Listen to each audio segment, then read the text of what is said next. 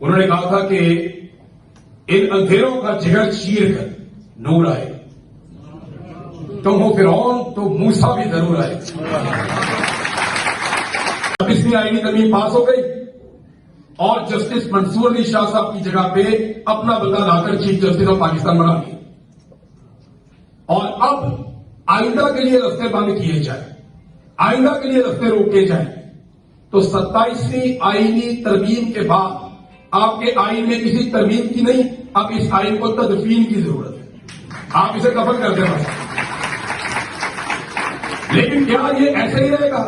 सवाल ये है ना। मैं बताता हूं आप लोगों के साथ प्रॉब्लम क्या हो। आज जनरल बाजवा बाहर निकल के सड़क पे नहीं आ सकता, नदी मंचों की शक्ल देखने के लिए तरस गया हूं किधर गया। इनके साथ क्या मुख्तलिफ होगा? कोई मुख्तलिफ काम नहीं होगा। जब आप, और ये बहुत सारे लोग कहते हैं इसका नाम लो, उसका नाम लो, उसका नाम लो, ये लटर पटर में सारे। मामला एक सोच का है।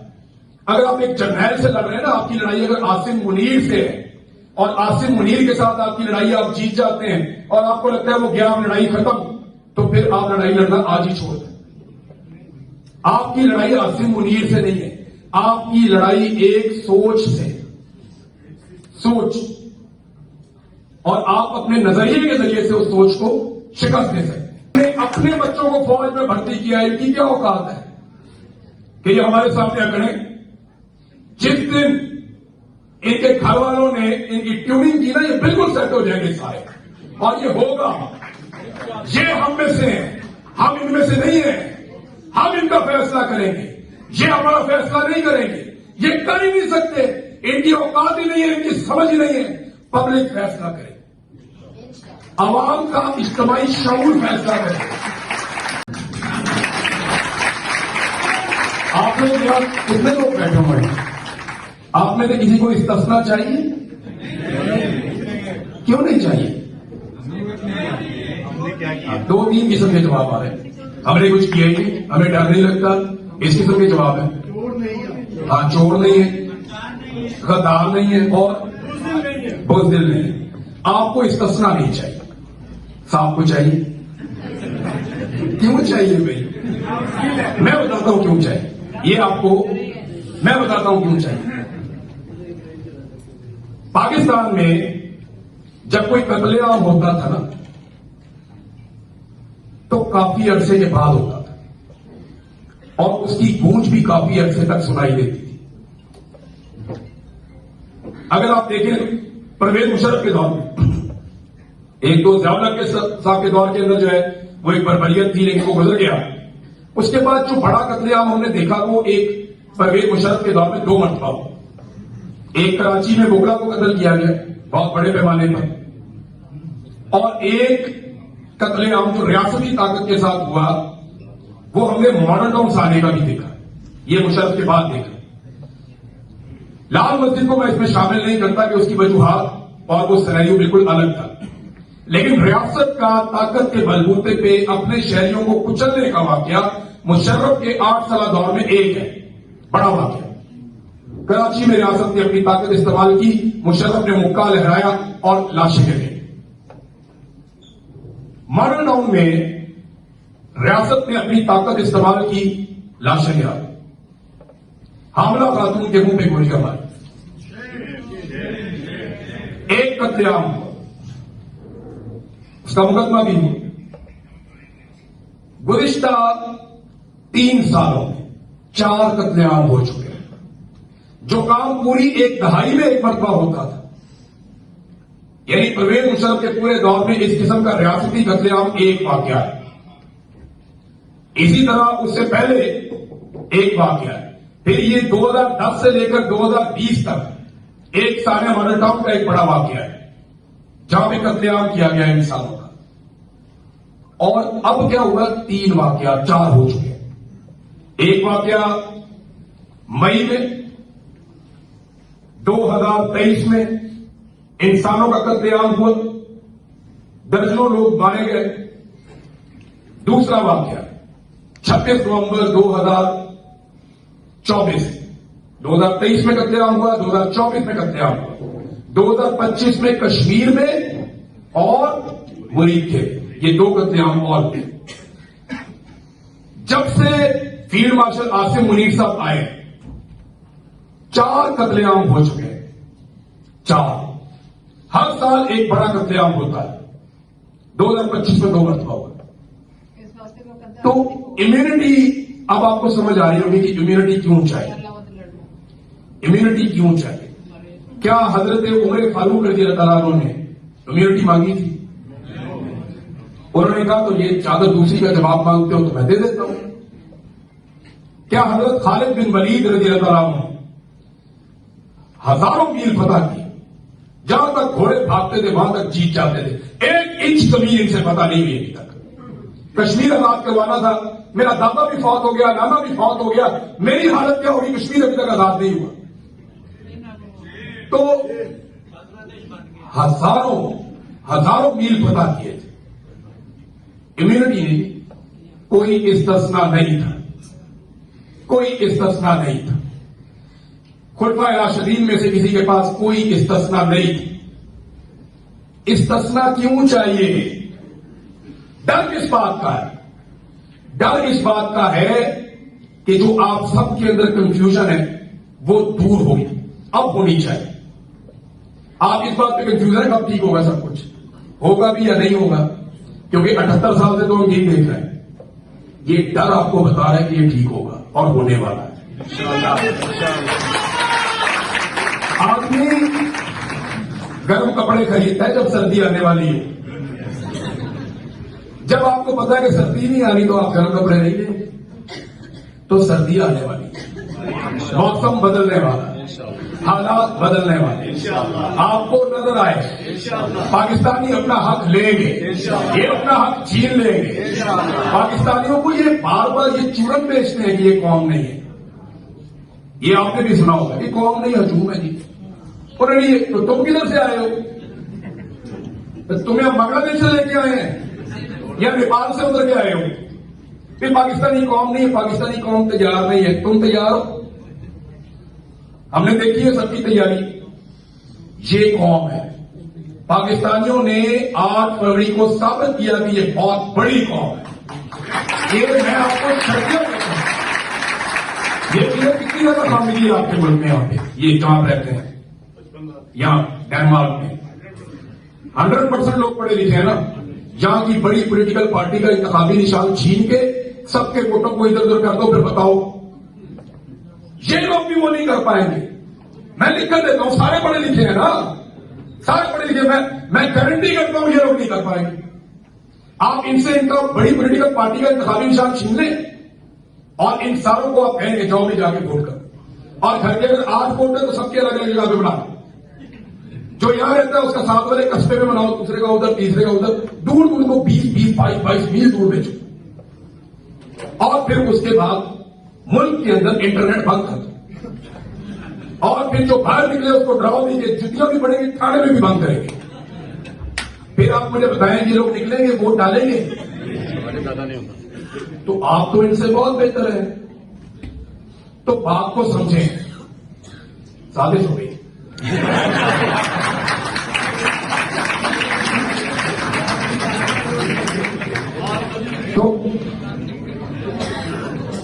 तो आप लोग तो इनसे बहुत बेहतर है। आप लोग इनसे इसलिए बेहतर हैं कि आपने वो करके दिखाया जो दुनिया में कोई नहीं कर सकता।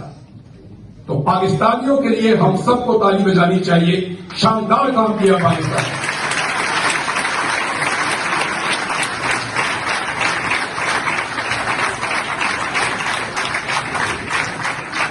अब फर्क कहां पे पड़ता है? फर्क पड़ता है एस्टेब्लिशमेंट का। हर मुल्क में होती है। लोग हमारे बेहतर है, सिस्टम इनका बेहतर है। लोग हमारे ज्यादा कमिटेड है, निजाम और एस्टेब्लिशमेंट इनकी ज्यादा बेहतर है। ये अपने लोगों को मौका देते हैं, हम अपने लोगों का मौका छीनते हैं। ये फर्क है। और ये सारा कुछ हम मुल्की मफाद में नहीं करते।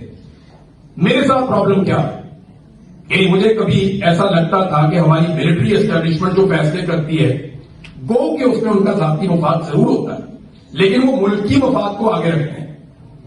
ये सारे एपिसोड में मुझे एक बात समझ आई कि मुल्की मफाद पीछे होता है, अपना जाती मफाद आगे होता है। मैं किसी को गद्दार नहीं कह रहा, जरूरत भी नहीं है कहने की। ये तो तारीख साबित करेगी ना कि कौन क्या था, किसने क्या किया था। और कहने से फर्क भी नहीं पड़ता, मेरे कहने से फर्क नहीं पड़ता। फर्क पड़ेगा कि तारीख ने आपको क्या लिखा और कैसे याद रखा।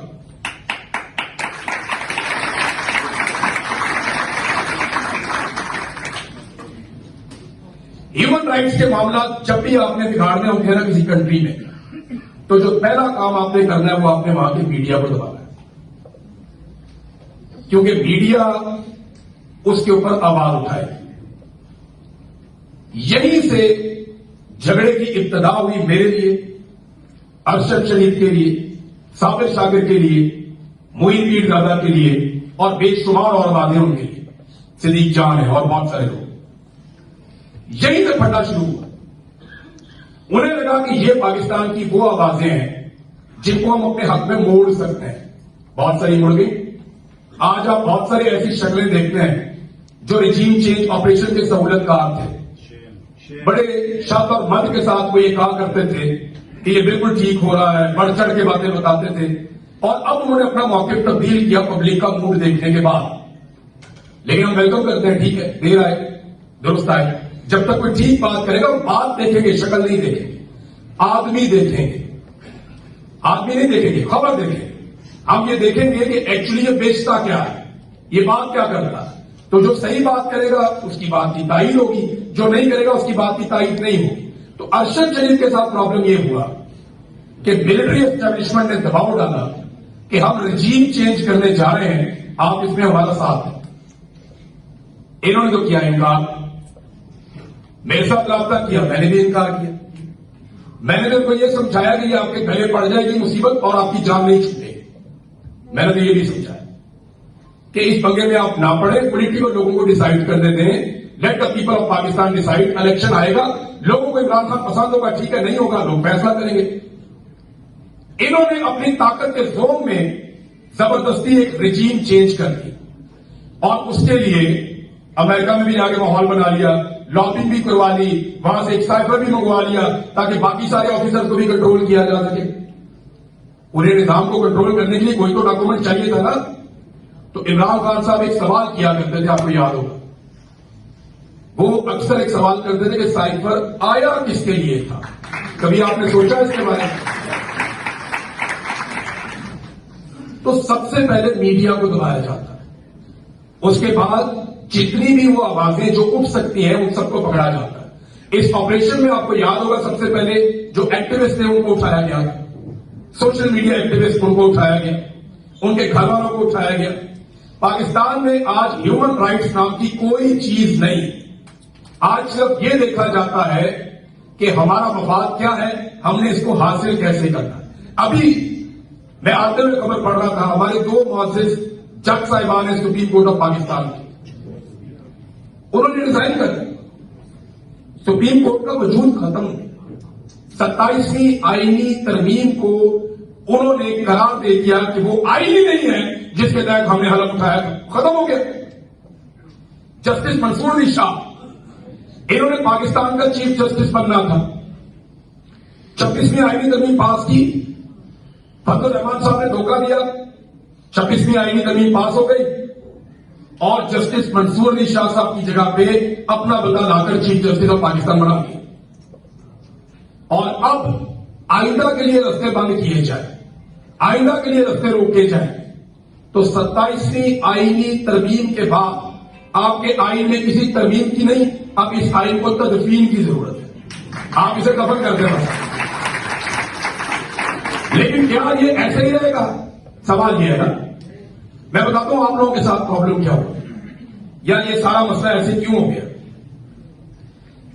ओवरसीज पाकिस्तानियों के साथ प्रॉब्लम ये हुआ कि वो पाकिस्तान से बाहर आ गए और उन्होंने देख लिया कि जिसको ये लोग डेमोक्रेसी कहते हैं वो एक्चुअली होती क्या। आप लोगों ने देखा या तो इंसान को इंसान समझते हैं, या तो जानवर की भी इज्जत है, उसका भी कोई हुकूक है। तो डेमोक्रेसी तो ये है, जब आपने देखा कि पाकिस्तान में इसके बारे में कोई बात करता है तो आप उसके साथ खड़े हो। यहां से आपका प्रॉब्लम शुरू। हमारे पाकिस्तान में ओवरसीज पाकिस्तानियों के हमें पाउंड चाहिए, यूरो चाहिए, डॉलर्स चाहिए, रियाल चाहिए, दिरहम चाहिए, लेकिन ओवरसीज पाकिस्तानियों की मर्जी नहीं चाहिए। वो लोग आपके पैसे से प्यार करते हैं, आप लोगों से नहीं करते। पूरी दुनिया में जब लोग अपने मुल्क में जाते हैं तो एयरपोर्ट पे उनकी इज्जत होती है, हमारे एयरपोर्ट्स के ऊपर नहीं होती। हमारा जो अपना पासपोर्ट है वो दुनिया का चौथा बदतरीन पासपोर्ट बन गया। ओमान और दुबई जैसे मुल्क उसके ऊपर वीजा नहीं लगा है, जहां पे वैसे ही चले जाते थे पाकिस्तान। तो ये हो रहा है हमारे साथ। ओवरसीज पाकिस्तानी एक बहुत बड़ी ताकत है। मैं आपके पास इसलिए आया हूं कि आप अपनी ताकत को पहचाने और इस ताकत को इस्तेमाल कैसे करना है ये आप सारे लोग बहुत अच्छी तरह जानते हैं। आज आपको कहीं जाकर भागने की जरूरत नहीं, आप अपने घर में बैठ के इस लड़ाई को लड़ सकते हैं। सोशल मीडिया को एक वेपन बनाएं, एक हथियार की तरह इसे इस्तेमाल करें, बेआइनी की लड़ाई लड़ें, लोगों को अपने साथ जोड़ें, लोगों को समझाएं, उन्हें बताएं, उन्हें कायल करें, एक एक चीज के ऊपर डिस्कशन करें। जितनी आप पॉलिटिकल डिस्कशन करेंगे, जितनी आप बातचीत करेंगे, जितने आप आर्गुमेंट करेंगे, उतना आप ऊपर जाएंगे। बिलीव मी, इससे फर्क पड़ता है। इनके घरों में इनके बच्चे, इनकी बीवियां जब ये सारी चीजें देखते हैं इससे फर्क पड़ता है। आज 2 जजों ने इस्तीफा दिया, क्यों दिया? वो हीरो बन गए कौम के। दोनों जजेस के लिए पहले तालियां हो जाए आपसे।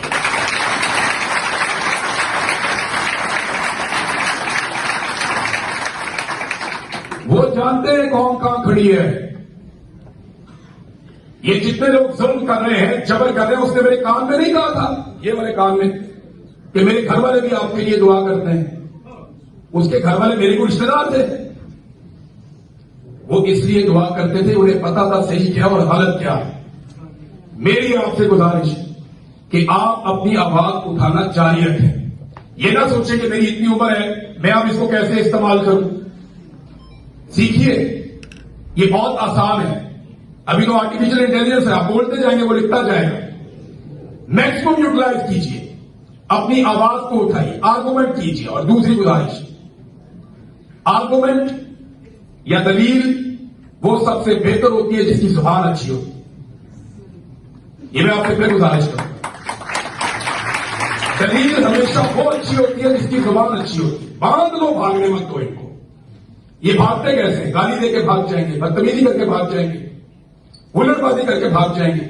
जिसके पास मुकदमा होता है ना लड़ने के लिए, वो वकील केस को खराब नहीं होने देता।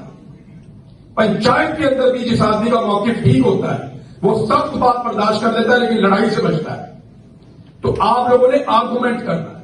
ये इमरान खान ने जो इतना शगुर बांटा है, वो बंदूक थोड़ी है उसके पास, या कोई और गिदर सिंगी थोड़ी है। उसने अपनी जुबान से बार बार बताया। लोग कहते थे कि ये अपनी तकरीर में रिपीट करते हैं, बार बार रिपीट करते हैं। वो जो लोग एतराज करते थे उनको पता नहीं है, ये याद दिला रहा था लोगों को। एक एक सबक उसने आपको याद दिलाया। तो आज वो वही बात आज सारा पाकिस्तान में, हर तरफ जहां मैं जाता हूं लोग को बात करते हैं। मुझे ऐसा लगता है कि करोड़ों लोगों के अंदर इमरान खान बोलता है। उसने कहा कि मैं लोगों की रगों में दौड़ता हूं। मैंने ये होता हुआ देखा। मैंने देखा कि जो बात इमरान खान करता था आज लोग करते हैं। उसने बार बार किया, रिपीट किया। आप लोग क्या कर सकते हैं? आप लोग बार बार ये पूछते हैं। ये जंग थोड़ी है कि जाके बंदूक से लड़नी है। वो मेरे अपने बच्चे हैं, वो फौजी मेरे भाई हैं, मेरे रिश्तेदार हैं, मेरे दोस्तों के बच्चे हैं, मेरी सर का ताज है। वो बेचारे को बॉर्डर पे फौत हो जाता है, शहीद हो जाता है, कोई किसी बॉर्डर पे शहीद हो जाता है। मैं उनको ब्लेम नहीं कर सकता। ब्लेम करूंगा मैं उसको जो इनको पॉलिसी बनाकर देगा। ये फौज पता कैसे कंट्रोल होती है? मैं आपको बताता हूं। जब व्याव लगता था तो सारे मस्जिद में ही होते थे। हाँ, अभी एक आप कट्टर मजहबी जुनूनी किस्म का बंदा लाके चीफ बना दें, पूरी फौज आपको 6 से 8 महीने में वो सब आपको मौलवी लगना शुरू हो जाए। हर मैच के अंदर दीन की बातें हो रही होंगी, सुबह तलावत से आगाज हो रहा होगा, बिल्कुल माहौल बदल जाएगा। अभी परवेज मुशर्रफ जैसा आप इनलाइटेड मॉडरेशन वाला बंदा ले आए, आपको शाम को पार्टियां नजर आना शुरू हो जाएगी। ये ट्रिकल डाउन इफेक्ट होता है, ऊपर से नीचे आता है। मेरा यह मानना है कि मिलिट्री एस्टेब्लिशमेंट की गलत पॉलिसी एक शानदार इदारे को लोगों से दूर करती है, एक ऐसे इदारे को जिसका लोगों के साथ एक प्यार था। लोग आर्गुमेंट करते हैं जी यही तो फौजियों में आके मारते हैं, तो मुझे भी तो मारा है ना यार। आप में से कौन है खड़ा होकर मुझे बताया जिसको जैसे मैं बहुत ज्यादा मारा हूं, मेरे निशान है अभी है कोई? मैं ये आप सीधा नहीं कर सकता पूरा, ये यहां आके मेरा लॉक लग जाता है, इसको मैं बॉलिंग नहीं करवा सकता, यहां से इन्होंने साफ कर दिया। तो मुझे तो बहुत मारा, तो सबसे ज्यादा तो मुझे कहना चाहिए ना जो मारने वाला फौजी ना असल हो नहीं, उसका कसूर मैं तब मानूंगा जब वो खुद आके मुझे मारेगा। आप कहते हैं मजबूरी है, नौकरी छोड़ दो, ये वो करते, सारे नहीं कर सकते यार, सारे नहीं कर सकते। सबका ये हौसला नहीं होता कि वो नौकरी को लात मार दें, सबका ये हौसला नहीं होता कि वो अपने बच्चों का रिजल्ट खुद अपने हाथ से छीन ले। लोग मजबूर भी होते हैं, वो मेरे कान में कह रहा है कि मेरे घर वाले आपके लिए दुआ करते हैं, लेकिन बाहर जाके बता नहीं रहा कि इमरान रियाज वहां पे बंद है, वहां जाके शोर मचाओ। फोन कर देता ना मेरे वालिद को कि मैं आपके बेटे से मिला हूं, मुझे पता है वो काम पे है, कोई खबर नहीं थी किसी के पास। तो मैं ये उसको जस्टिफाई भी नहीं कर रहा, लेकिन मैं आपको सिंपल ये कह रहा हूं कि जिस वक्त ये जो बंद कमरे में बैठ के फैसले करने वाले लोग हैं, इनकी तबीयत साफ होगी ना, जब ये ठीक होंगे तो पूरा का पूरा इदारा और पूरा का पूरा मुल्क ठीक हो जाएगा। प्रॉब्लम ये ऊपर है, टॉप के ऊपर है। ये आके बैठ जाते हैं कुर्सी में, इनका कुर्सी छोड़ने को दिल ही नहीं करता, पता नहीं कुर्सी में क्या या ये सारा मसला ऐसे क्यों हो गया। ओवरसीज पाकिस्तानियों के साथ प्रॉब्लम ये हुआ कि वो पाकिस्तान से बाहर आ गए और उन्होंने देख लिया कि जिसको ये लोग डेमोक्रेसी कहते हैं वो एक्चुअली होती क्या। आप लोगों ने देखा या तो इंसान को इंसान समझते हैं, या तो जानवर की भी इज्जत है, उसका भी कोई हकूक है। तो डेमोक्रेसी तो ये है। जब आपने देखा कि पाकिस्तान में इसके बारे में कोई बात करता है तो आप उसके साथ खड़े हो, यहां से आपका प्रॉब्लम शुरू। हमारे पाकिस्तान में ओवरसीज पाकिस्तानियों के हमें पाउंड चाहिए, यूरो चाहिए, डॉलर्स चाहिए, रियाल चाहिए, दिरहम चाहिए, लेकिन ओवरसीज पाकिस्तानियों की मर्जी नहीं चाहिए। वो लोग आपके पैसे से प्यार करते हैं, आप लोगों से नहीं करते। पूरी दुनिया में जब लोग अपने मुल्क में जाते हैं तो एयरपोर्ट पे उनकी इज्जत होती है, हमारे एयरपोर्ट्स के ऊपर नहीं होती। हमारा जो अपना पासपोर्ट है वो दुनिया का चौथा बदतरीन पासपोर्ट बन गया। ओमान और दुबई जैसे मुल्क उसके ऊपर वीजा नहीं लगा है, जहां पे वैसे ही चले जाते हैं पाकिस्तान। तो ये हो रहा है हमारे साथ। ओवरसीज पाकिस्तानी एक बहुत बड़ी ताकत है। मैं आपके पास इसलिए आया हूं कि आप अपनी ताकत को पहचाने और इस ताकत को इस्तेमाल कैसे करना है ये आप सारे लोग बहुत अच्छी तरह जानते हैं। आज आपको कहीं जाकर भागने की जरूरत नहीं, आप अपने घर में बैठ के इस लड़ाई को लड़ सकते हैं। सोशल मीडिया को एक वेपन बनाएं, एक हथियार की तरह इसे इस्तेमाल करें, बयानिया की लड़ाई लड़ें, लोगों को अपने साथ जोड़ें, लोगों को समझाएं, उन्हें बताएं, उन्हें कायल करें, एक एक चीज के ऊपर डिस्कशन करें। जितनी आप पॉलिटिकल डिस्कशन करेंगे, जितनी आप बातचीत करेंगे, जितने आप आर्गुमेंट करेंगे, उतना आप ऊपर जाएंगे। बिलीव मी, इससे फर्क पड़ता है। इनके घरों में इनके बच्चे, इनकी बीवियां जब ये सारी वीडियो देखते हैं इससे फर्क पड़ता है। आज 2 जजों ने इस्तीफा दिया, क्यों दिया? वो हीरो बन गए कौम के। 2 जजेस के लिए पहले तालियां मिले आपसे।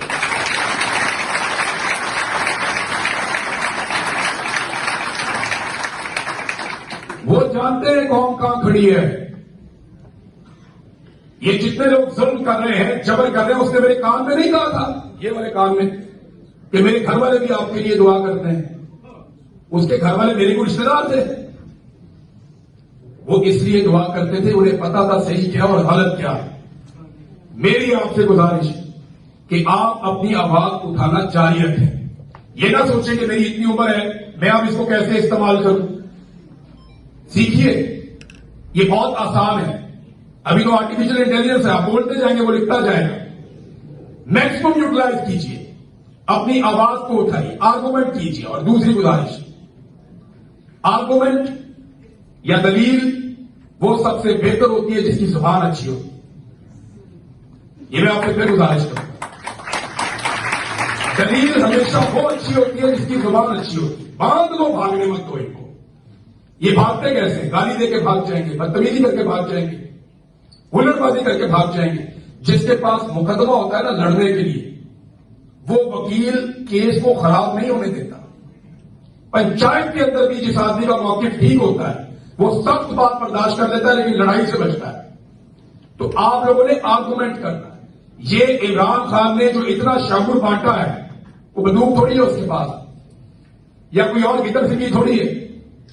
उसने अपनी जुबान से बार बार बताया। लोग कहते थे कि ये अपनी तकरीर में रिपीट करते हैं, बार बार रिपीट करते हैं। वो जो लोग एतराज करते थे उनको पता नहीं है, ये याद दिला रहा था लोगों को। एक एक सबक उसने आपको याद दिलाया। तो आज वही बात आज सारा पाकिस्तान में हर तरफ जहां मैं जाता हूं लोग को बात करते हैं। मुझे ऐसा लगता है कि करोड़ों लोगों के अंदर इमरान खान बोलता है आपको। उसने कहा कि मैं लोगों की रगों में दौड़ता हूं। मैंने ये होता हुआ देखा। मैंने देखा कि जो बात इमरान खान करता था आज लोग करते हैं। उसने बार बार किया, रिपीट किया। आप लोग क्या कर सकते हैं? आप लोग बार बार ये पूछते हैं। ये जंग थोड़ी है कि जाके बंदूक से लड़नी है। वो मेरे अपने बच्चे हैं, वो फौजी मेरे भाई हैं, मेरे रिश्तेदार हैं, मेरे दोस्तों के बच्चे हैं, मेरी सर का ताज है। वो बेचारे को बॉर्डर पे फौत हो जाता है, शहीद हो जाता है, कोई किसी बॉर्डर पे शहीद हो जाता है। मैं उनको ब्लेम नहीं कर सकता। ब्लेम करूंगा मैं उसको जो इनको पॉलिसी बनाकर देगा। ये फौज पता कैसे कंट्रोल होती है, मैं आपको बताता हूं। जब ब्याह लगता था तो सारे मस्जिद में ही होते थे। हाँ, अभी एक आप कट्टर मजहबी जुनूनी किस्म का बंदा लाके चीफ बना दें, पूरी फौज आपको 6 से 8 महीने में वो सब आपको मौलवी लगना शुरू हो जाएंगे। हर मैच के अंदर दीन की बातें हो रही होंगी। सुबह तलावत से आगाज हो रहा होगा, बिल्कुल माहौल बदल जाएगा। अभी परवेज मुशर्रफ जैसा आप इनलाइटेड मॉडरेशन वाला बंदा ले आए, आपको शाम को पार्टियां नजर आना शुरू हो जाएगी। ये ट्रिकल डाउन इफेक्ट होता है, ऊपर से नीचे आता है। मेरा यह मानना है कि मिलिट्री एस्टेब्लिशमेंट की गलत पॉलिसी एक शानदार इदारे को लोगों से दूर करती है। एक ऐसे इदारे को जिसका लोगों के साथ एक प्यार था। लोग आर्गुमेंट करते हैं जी यही तो फौजी अभी आके मारते हैं, तो मुझे भी तो मारा है ना यार। आप मेरे कौन है खड़ा होकर मुझे बताइए जिसको जैसे हमने बहुत ज्यादा मारा हो, मेरे निशान है अभी भी है कोई? मैं ये आप सीधा नहीं कर सकता पूरा, ये यहां आके मेरा लॉक लग जाता है, इसको मैं बॉलिंग नहीं करवा सकता, यहां से इन्होंने खराब कर दिया। तो मुझे तो बहुत मारा, तो सबसे ज्यादा तो मुझे कहना चाहिए ना, जो मारने वाला फौजी ना असल हो नहीं, उसका कसूर मैं तब मानूंगा जब वो खुद आके मुझे मारेगा। आप कहते हैं मजबूरी है, नौकरी छोड़ दो, ये वो करते, सारे नहीं कर सकते यार, सारे नहीं कर सकते। सबका ये हौसला नहीं होता कि वो नौकरी को लात मार दे। सबका ये हौसला नहीं होता कि वो अपने बच्चों का रिजल्ट खुद अपने हाथ से छीन ले। लोग मजबूर भी होते हैं। वो मेरे कान में कह रहा है कि मेरे घर वाले आपके लिए दुआ करते हैं, लेकिन बाहर जाके बता नहीं रहा कि इमरान रियाज वहां पे बंद है, वहां जाके शोर मचाओ। फोन कर देता ना मेरे वालिद को कि मैं आपके बेटे से मिला हूं, मुझे पता है वो काम पे है। कोई खबर नहीं थी किसी के पास। तो मैं ये उसको जस्टिफाई भी नहीं कर रहा, लेकिन मैं आपको सिंपल ये कह रहा हूं कि जिस वक्त ये जो बंद कमरे में बैठ के फैसले करने वाले लोग हैं, इनकी तबीयत साफ होगी ना, जब ये ठीक होंगे तो पूरा का पूरा इदारा और पूरा का पूरा मुल्क ठीक हो जाएगा। प्रॉब्लम ये ऊपर है, टॉप के ऊपर है। ये आके बैठ जाते हैं कुर्सी में, इनका कुर्सी छोड़ने को दिल ही नहीं करता। पता नहीं कुर्सी में क्या, इनको स्टूल बना के देना चाहिए। ये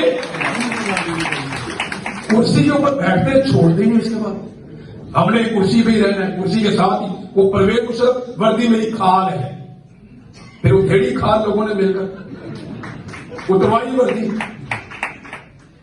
वहां 1.5 बंदे के फ्लैट में पड़ा हुआ था दुबई में। ये इबरतनाक अंजाम। साबिर भाई मुझे बताते हैं जब वाकया, तो मेरे ये बाल खड़े हो जाते हैं। मैं हैरान हो जाता हूं कि एक डिक्टेटर इतना ताकतवर, उसके साथ ये हुआ।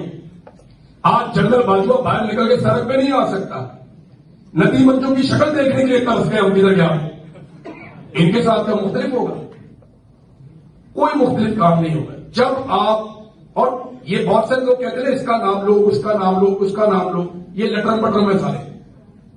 मामला एक सोच का है। अगर आप एक जर्नैल से लड़ रहे हैं ना, आपकी लड़ाई अगर आसिम मुनीर से है और आसिम मुनीर के साथ आपकी लड़ाई आप जीत जाते हैं और आपको लगता है वो गया लड़ाई खत्म, तो फिर आप लड़ाई लड़ना आज ही छोड़ दें। आपकी लड़ाई आसिम मुनीर से नहीं है, आपकी लड़ाई एक सोच से। सोच, और आप अपने नजरिए के जरिए से उस सोच को शिकस्त दे सकते हैं।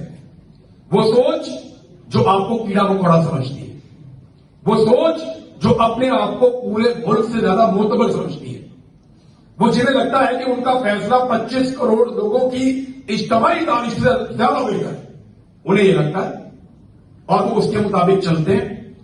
25 करोड़ लोग हैं हम, 25 करोड़ का मुल्क सोचें, कई मुल्क बन जाते हैं। यूरोप की आबादी को आप कर दें तो आप कानों को हाथ लगाएंगे। 25 करोड़ का मुल्क है और 5 लोग बैठते हैं बंद कमरे में, वो डिसाइड करते हैं कि हमने इसको कैसे चलाना है, और उनके फैसलों की वजह से आज आपकी इकॉनमी फारिग है।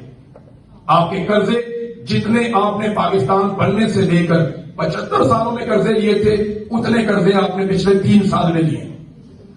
आधी आपकी आबादी गुर्बत की लकीर से नीचे चली गई। कोई पाकिस्तान में इन्वेस्टमेंट करने के लिए तैयार नहीं है।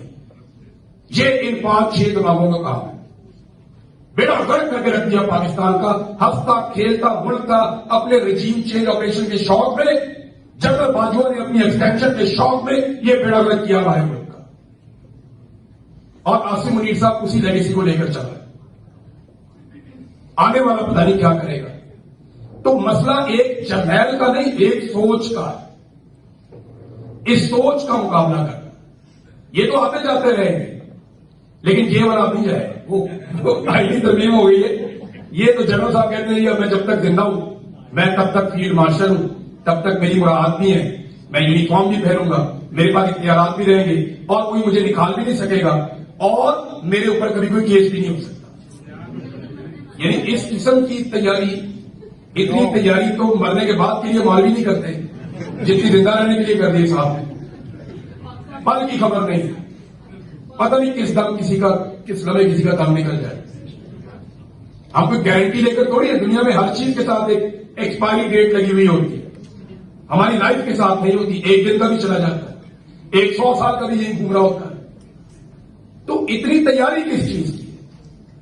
ये खौफ है, ये खौफ। फिरौन ने सारे बच्चे मार दिए थे, सारे बच्चे मार दिए थे कि मैं अपने आप को लंबे अरसे के लिए महफूज कर रहा हूं।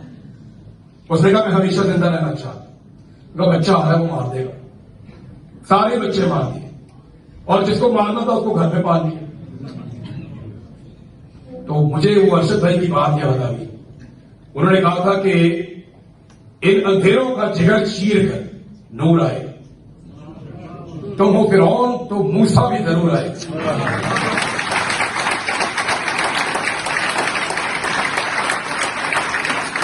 आप अपनी आवाज उठाते रहे, बोलते रहे, डिस्कस करते रहे, सोशल मीडिया पे आवाज उठाए, जहां जहां आपको मौका मिले ह्यूमन राइट्स के लिए निकलकर बाहर आए, पाकिस्तानियों के मैंडेट के लिए निकलकर बाहर आए। जहां जहां जुल्म हो किसी पॉलिटिकल पार्टी के साथ, जब जब हो तब तब निकल कर आए। याद रखिएगा, जितना आप प्रेशर बढ़ाएंगे, जितना हम सारे पाकिस्तानी मिलकर करेंगे, तो एक दिन जरूर आएगा कि हम इनका किबला इंशाल्लाह दुरुस्त करेंगे। इनके पास दूसरा ऑप्शन नहीं है, दुनिया की तारीख में कभी हुआ ही नहीं। लेकिन मुझे एक वो ऑफिसर था जिसने मुझे छोड़ रहे थे ना, उसने मुझे कहा कि इमरान साहब आज के बाद ना आपने पाकिस्तान की फिक्र नहीं करनी। मैं उसकी बात सुन रहा था। उसने कहा कि ये हमारा मुल्क है, हम ये अपना मुल्क खुद संभाल देंगे। मैंने कहा गुड लक, मैं देख लेता हूं। तो उसने मुझे कहा मुझे लगता है कि आप बहुत जल्दी दोबारा पकड़े जाएंगे, हम फिर आपको यहां ले आए। मैंने कहा अभी कॉल करो वापस, फिर छोड़ दें क्यों आप मुझे।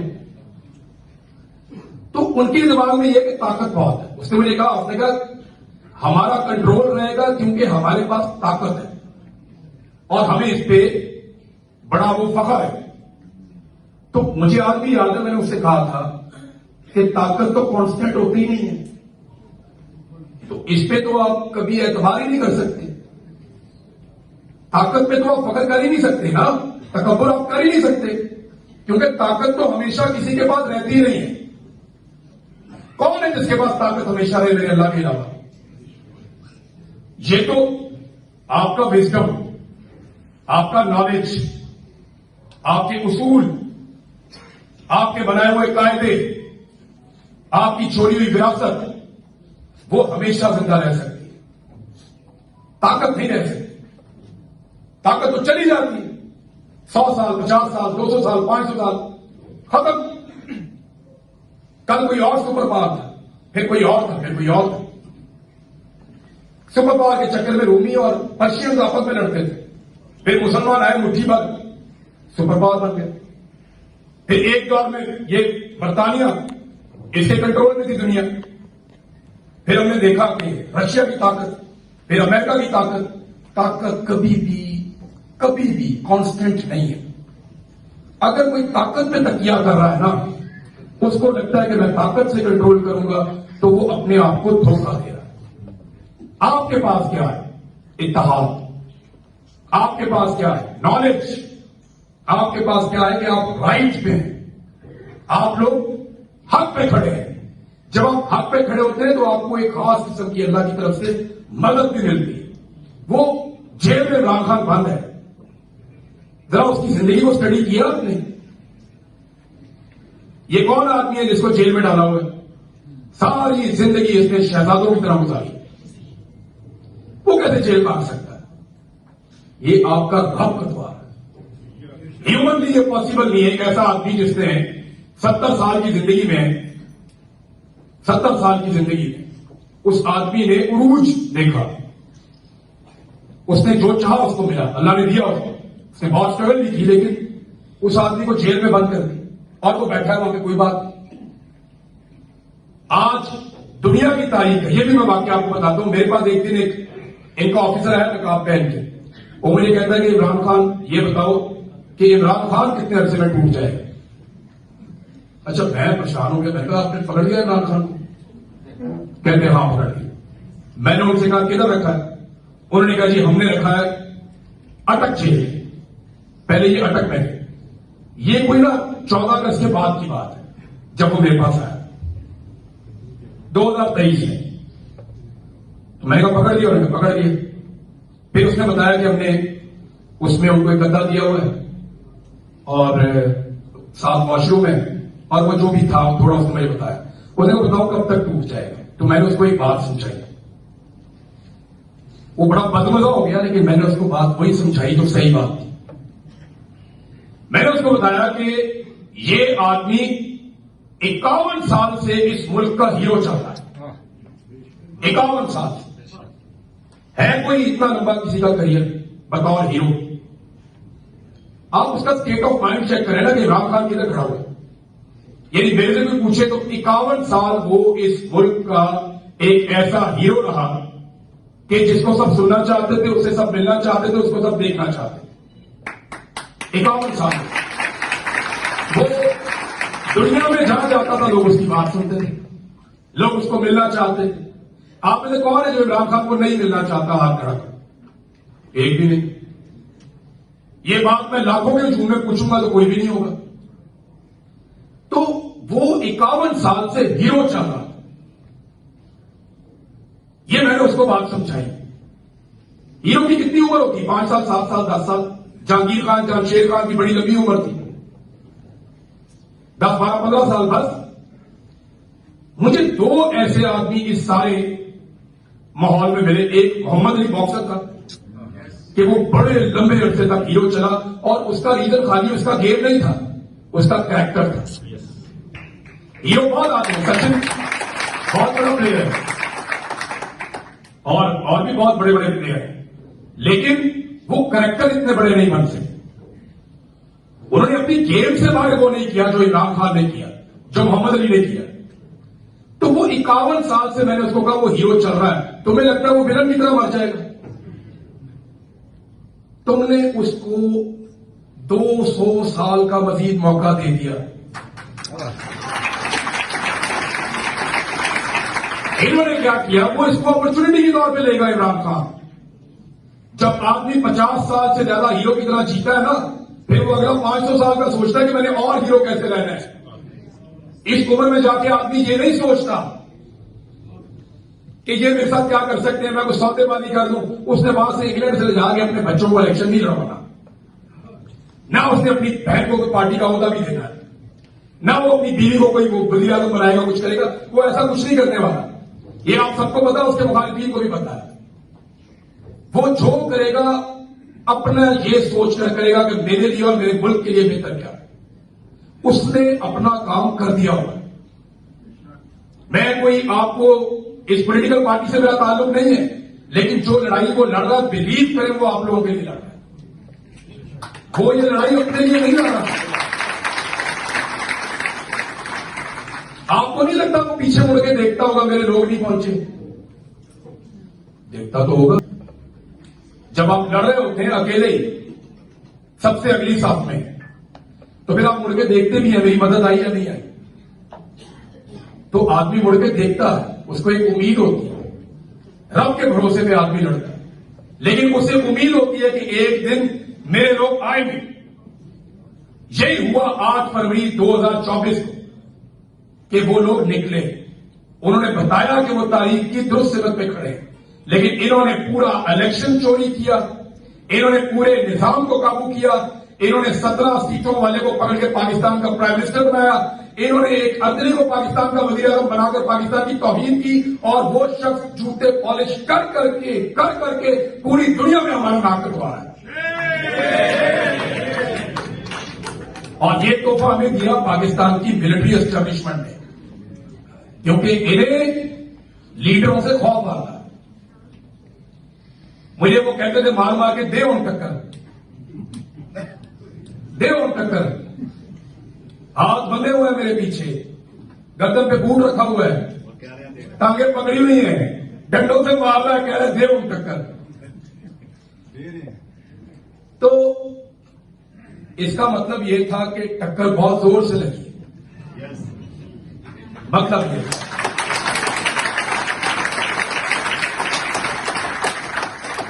मेरा कोई दावा नहीं कि मैं ये करूंगा या वो करूंगा, लेकिन जो मुझे ठीक लगेगा वो मैं करूंगा। और जब तक मेरे अंदर दम है तब तक मैं करूंगा। मैंने ख्वाब देखा, अपने लिए ख्वाब तो मैं अब देखता ही नहीं। मैं और क्या हासिल कर सकता हूं? मेरी औकात से बढ़ के मेरे रब ने मुझे पहचान दे दी, मुझे अच्छा खाना खिला देता है, मेरी फैमिली मेरे से प्यार करती है, इसके बावजूद कि मैंने उन्हें बहुत तकलीफ दी। मैंने उन्हें बहुत तकलीफ दी, वो मुझे कुछ कहते ही नहीं, तो मैं उनसे और क्या मांगू? मुझे मेरे रब ने पहचान दी, लोग मेरे से प्यार करते हैं। अल्लाह ताला कुरान पाक में कहते हैं कि हमने तुम्हारे दिलों में एक दूसरे के लिए मोहब्बत डाली, और तुम सारी दुनिया की दौलत खर्च करके भी ये नहीं कर सकते।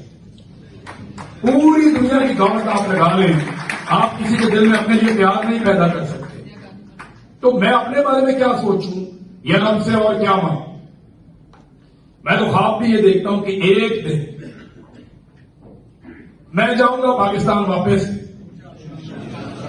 एक ऐसे पाकिस्तान में जो बेहतरी की तरफ जा रहा होगा, एक ऐसे पाकिस्तान में जहां हमें खौफ नहीं आएगा, एक ऐसे पाकिस्तान में जहां से कोई अरशद अपने मुल्क को छोड़कर नहीं भागेगा, एक ऐसे पाकिस्तान में जहां से निकलने के लिए मुझे दोबारा हजारों फुट पहाड़ों पे नहीं चढ़ना पड़ेगा, एक ऐसे पाकिस्तान में जहां अपने बच्चों को जब मैं स्कूल भेजूंगा तो इस कॉन्फिडेंस के साथ भेजूंगा कि ये वापस आएंगे, एक ऐसे पाकिस्तान में जहां मेरे मां बाप को मेरे से दूर नहीं रहना पड़ेगा, मैं पहाड़ों के ऊपर जिंदगी गुजारता रहा। मेरा ख्वाब मेरा मुल्क है, मेरे लोग हैं, मेरी उम्मीद भी मेरे लोग हैं। आप यकीन करें, मुझे जितना भरोसा इस बात पे है कि मैं अगला सांस लूंगा या जिंदा हूं, अभी आपके सामने मौजूद हूं, इतना ही भरोसा है मुझे इस बात के ऊपर कि हम जीतेंगे।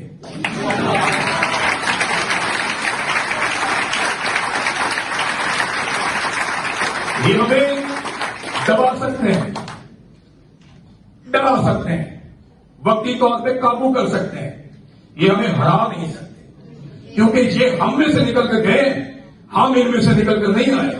हमने अपने बच्चों को फौज में भर्ती किया, इनकी क्या औकात है कि ये हमारे सामने अकड़े?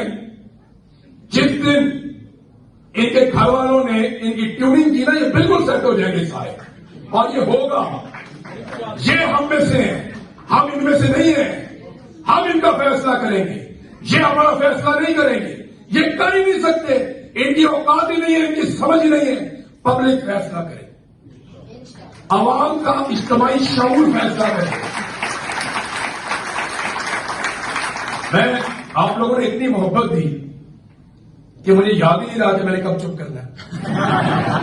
मैं अपने दिल की बात करता जा रहा हूं। तो मुझे तो वो याद भी नहीं रहेगा, और अब मैं बोलना शुरू हो जाऊं तो मुझे तो 2-4 घंटे और भी पता नहीं चला। मेरे ख्याल में हम कुछ सवाल जवाब भी कर लेते हैं।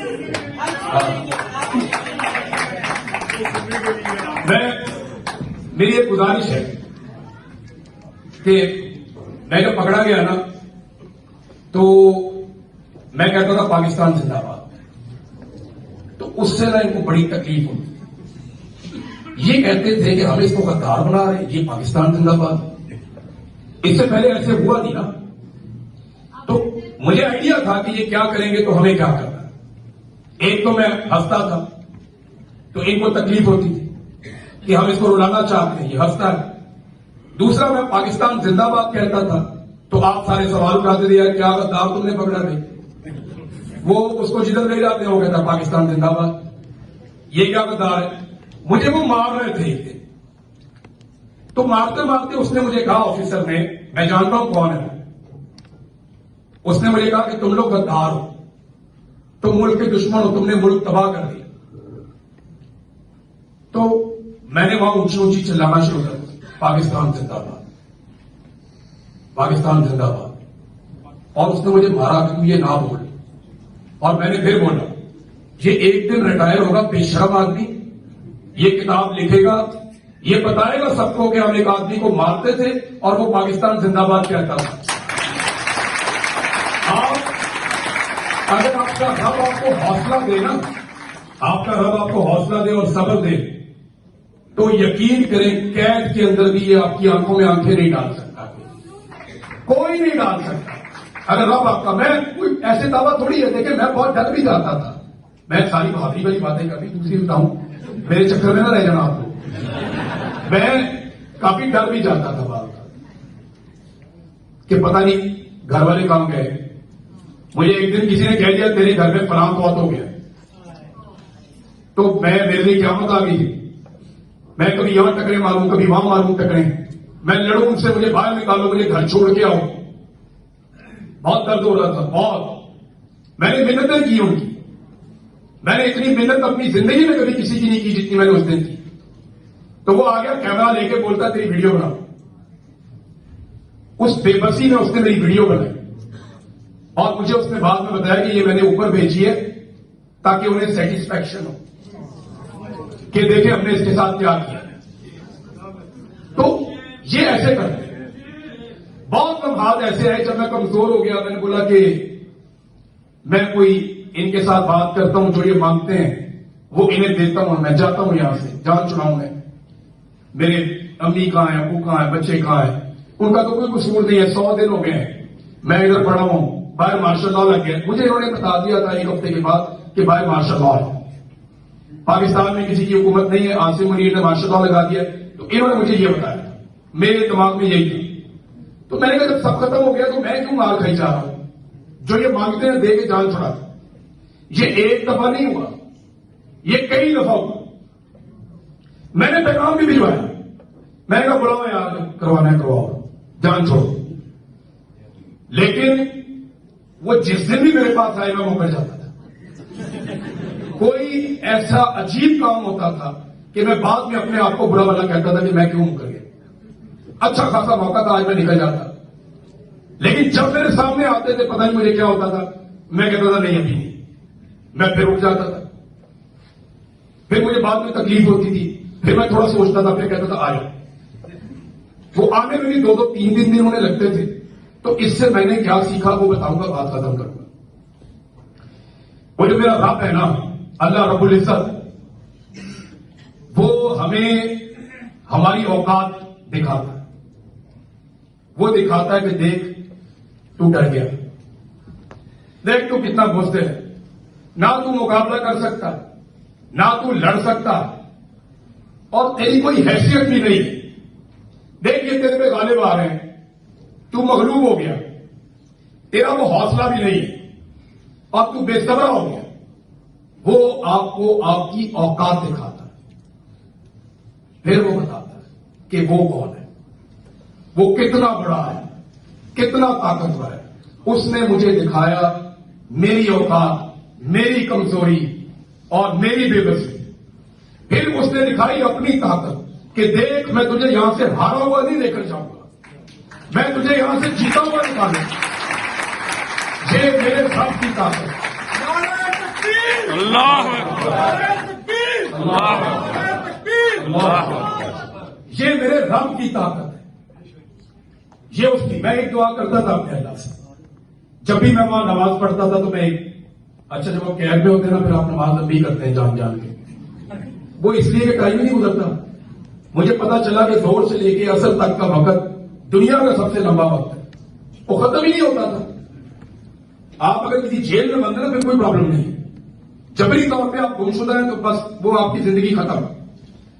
तो मैं ये वहां बैठा रहता था, नमाज कभी लंबी कर देता था, तो मैं एक दुआ अपने अल्लाह से करता था हमेशा। हमेशा मैं उसे कहता था कि या अल्लाह, मुझे तूने इज्जत वाली आजादी देनी है, मुझे इज्जत के साथ निकाली। ये मुझे मजबूर करेंगे, ये मुझे कहेंगे ये स्टेटमेंट दे, ये कर, वो कर, मुझे मेरे अल्लाह तूने इज्जत के साथ निकालना है। और उसने मुझे इज्जत के साथ निकाला, वो इतना मेहरबान है। तो आप सच्चे दिल से कुछ करेंगे, आपका रब आपको देगा। आप दुआ भी करें, कोशिश भी करें, जोर भी लगाएं। जब हम सब मिलकर करेंगे ना तो ये हो जाएगा। ऐसा नहीं है कि वो एक आदमी आपके हिस्से की लड़ाई लड़ रहा है तो वो अपने जिस्म पे सारे जख्म खाए, नहीं, उसका दर्द और तकलीफ आपको कहीं ना कहीं थोड़ी बहुत बांटनी पड़ेगी, आपको उसका हिस्सा बनना पड़ेगा। वरना एक आदमी है, एक जान है, वो कितना बर्दाश्त करेगा। एक वक्त आएगा, खुदा का खास्ता, कि आप लोग पछताएंगे। उससे पहले कुछ ऐसा जरूर करना कि आप पछताएं नहीं, बल्कि आप अपने बच्चों को यह बताएं कि मैंने कोशिश की।